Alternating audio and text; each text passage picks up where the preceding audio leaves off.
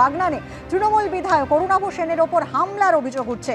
আহত বিধায়কের দেহরক্ষী সহ দুপক্ষের বেশ কয়েকজন হাসপাতালে চিকিৎসাধীন।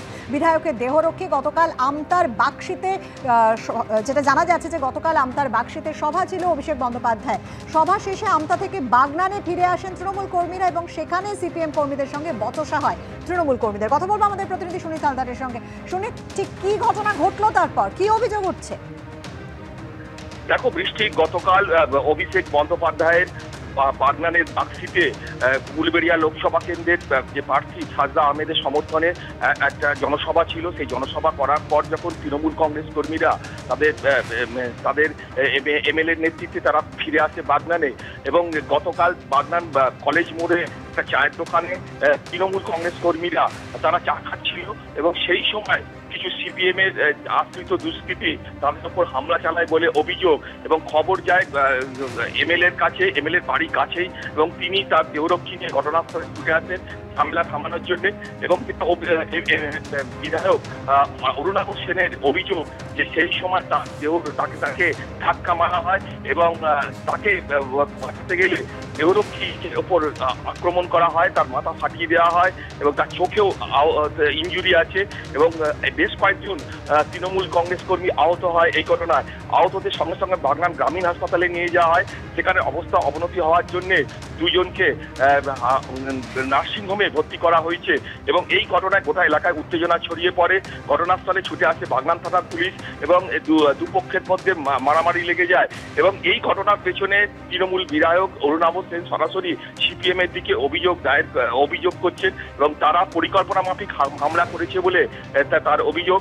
ভোটের আগে পরিবেশকে অশান্ত করার জন্য সিপিএম এর পক্ষ থেকে চেষ্টা করা হচ্ছে বলে তিনি সরাসরি অভিযোগ করেছেন।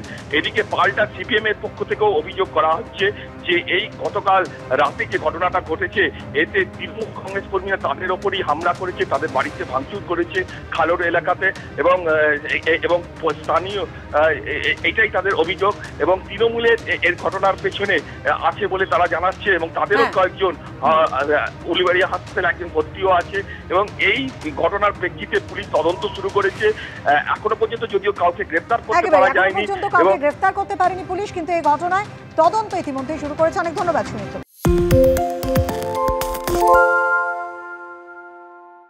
দারুণ দহন দিন, দহন জ্বালায় স্বস্তি নেই। আগামী 4 দিন তীব্র তাপপ্রবাহের সতর্কবার্তা রয়েছে দক্ষিণবঙ্গের 7 জেলায়। তাপপ্রবাহ চলবে কলকাতাতেও। কথা বলবো আমাদের সঙ্গে সরাসরি রয়েছেন আমাদের প্রতিনিধি ব্রতদীপ ভট্টাচার্য। ব্রতদীপ, এই মুহূর্তে বাইরের আবহাওয়া কেমন? আমরা বারবার শুনে আসছি গত কয়েকদিন ধরে তাপপ্রবাহ চলবে, তাহলে স্বস্তি কবে? দেখো, গত কয়েকদিন ধরে যে অস্বস্তি ছিল আজও কিন্তু তার কোনো পরিবর্তন নেই। তবে এরই মধ্যে একটা স্বস্তির খবর দিতে পারি, যেটা আবহাওয়া দপ্তর সূত্রে জানা যাচ্ছে যে রবিবার থেকে দক্ষিণবঙ্গের 3 জেলায় বৃষ্টি এবং ঝোড়ো হওয়ার সম্ভাবনা রয়েছে। অর্থাৎ রবিবার থেকে মেদিনীপুর এবং 2 চব্বিশ পরগনা, অর্থাৎ উত্তর এবং দক্ষিণ 24 পরগনা, এই 3 জেলাতে ঝড় বৃষ্টির সম্ভাবনা রয়েছে। সোমবার থেকে দক্ষিণবঙ্গের অন্যান্য জেলাগুলিতে বৃষ্টি বাড়ার একটা সম্ভাবনা রয়েছে। কিন্তু আগামী এই 4-5 দিন কিন্তু যে পরিস্থিতি ছিল গত কয়েকদিন তার কোনো পরিবর্তন হবে না, বরং আগামী 3 দিন দক্ষিণবঙ্গ জুড়ে কিন্তু অতি তীব্র তাপপ্রবাহের সতর্ক বার্তা রয়েছে। একই পরিস্থিতি কিন্তু উত্তরবঙ্গের নিচের দিকের যে জেলাগুলি রয়েছে সেখানেও কিন্তু তাপপ্রবাহের সতর্কতা রয়েছে। শুধুমাত্র দার্জিলিং আর কালিম্পংয়ে আজ থেকে হালকা এবং মাঝারি বৃষ্টি হওয়ার সম্ভাবনা।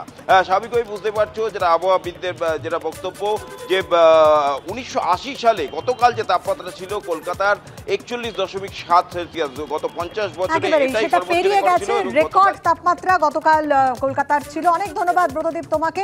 কিছুটা স্বস্তির খবর হয়তো পাপিয়া আমরা পেলাম আবহাওয়া দপ্তরের তরফ থেকে। এখন সময় হয়ে গেছে একটা বিরতির পর ফিরে আসি আনন্দ সকাল নিয়ে। সঙ্গে থাকবেন আপনারা।